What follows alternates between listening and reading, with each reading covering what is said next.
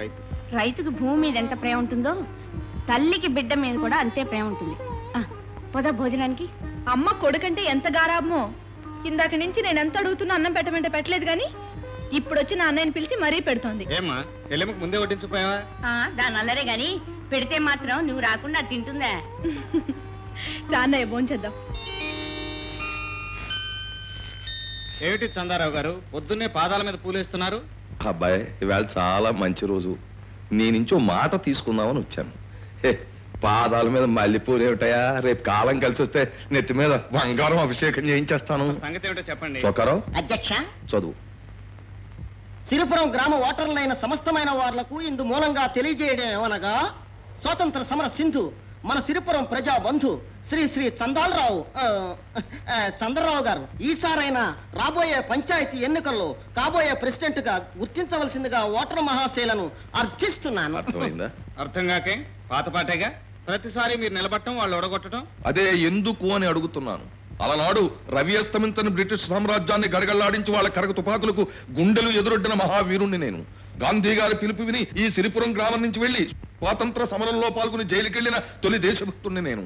మొత్తం దేశానికి గాంధీ గారు స్వతంత్రాన్ని తీసుకొస్తే ఈ సిరిపురం గ్రామానికి నేను స్వతంత్రాన్ని తీసుకొచ్చాను. అలనాడు నేను జైల్లో బిగబెట్టిన ఊపిరి ఈనాడు గ్రామస్తులంతా పీలుస్తున్న గాలి. అలాంటి నన్ను ఎందుకు ఓడించినట్టు చెప్పు. నిజమైన స్వాతంత్ర యోధులు పీకిన రైలు పట్టాలు మీరు దొంగతనంగా అమ్ముకోబోయి పట్టుబడి జైలుకి వెళ్లారని ప్రజల నమ్మకం. వాళ్ళ అవివేకం, మూర్ఖత్వం. జైలుకి వెళ్ళినట్టు నా దగ్గర సర్టిఫికేట్ ఉందా బాయ్? కావాలంటే చూపిస్తాం. మీరు జైలుకి వెళ్ళలేదని వాళ్ళు అంటలేదే. దొంగతనం చేసి జైలుకి వెళ్ళి రాజకీయ బాధితుడిగా దొంగ సర్టిఫికెట్ పుట్టించి 5 ఎకరాలు కొట్టేశారని వాళ్ళు అంటున్నారు. చిచిచ్చి, ఈ గ్రామస్తుల్ని నేను క్షమించాలి తప్ప భగవంతుడు కూడా క్షమించలేడు.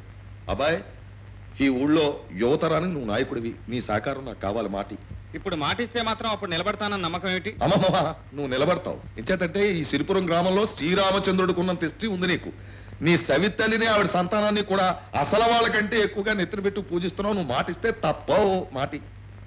ఈ పొగడ్తలకేం గాని అవతల కాసులవి కూడా నిలబడతారంట. అదేమిటో చూడండి. ఏమిటి కాసులే? వడ్డీ వ్యాపారి.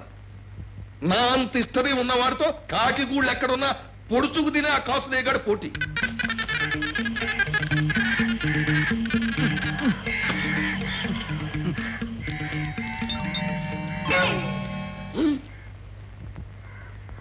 అన్నారు ఇవాళ ఇన్ని కట్టెలు పట్టుకొచ్చారేంటి? 10 కాలాల పాటు కాకులు పచ్చగా ఉండి గూళ్ళు పెట్టాలే గాని పుల్లలకేం కరువురా? కాకులేం పచ్చగా ఉండవు, నల్లగా ఉంటాయి. ఏడ్చేగానే ఇవాళ ఏం తెచ్చావురా? పేడ పట్టుకొచ్చాను, పిడకలేస్తున్నాను. ఏంటి ఈ పేడంతా నువ్వు తెచ్చిందే? 10 కాలాల పాటు పక్కింటి ఆవులు పచ్చగా ఉండాలే గాని పేడక్కర వింటానా? ఏ రోయ్, నువ్వు కూడా మాటలు మరి నీ కొడుకునే కదా.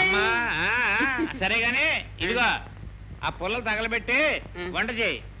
ఏంటి మొత్తం నీ వేళ తగలబెట్టావు? 4 రోజులు రావాలి. ఒబ్బడిగా వాడు ఒబ్బిడే.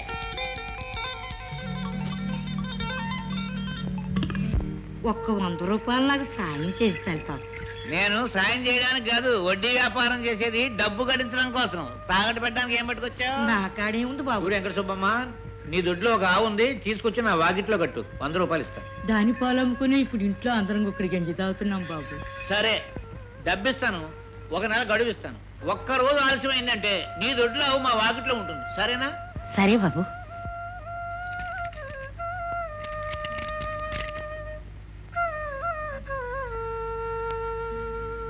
ఇదిగో 100. ఇదేంటి బాబు గారు, 80 కదండి. ఆ 20 వడ్డీ. అదేగా వ్యాపారం తల్లి. వెళ్ళు, వెళ్ళి నెలనాళ్ళ తర్వాత మళ్ళీ ఆవుతోరా. నాన్నారు ఇది అట్టు.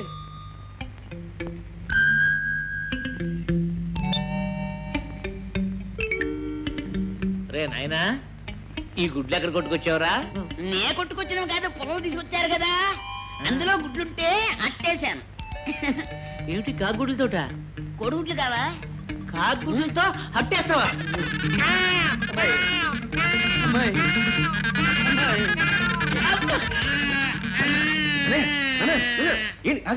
ఏంటన్నయ్య, ఏం జరిగింది? కాకుగుడ్డు అట్టు తిన్నారు. అయితే ఇంకా కాకిగూళ్ళు పడగొట్టే అలవాటు మానలేదన్నమాట. సరేలే, నువ్వెప్పుడు వచ్చావు? ఎప్పుడు వస్తే ఏంటి కానీ ఏమిటన్నయ్య అవస్థ? 4 కట్లు కొనుక్కుంటే పోయేది కదా. ఏమిటి 10 గూళ్ళు పడగొడితే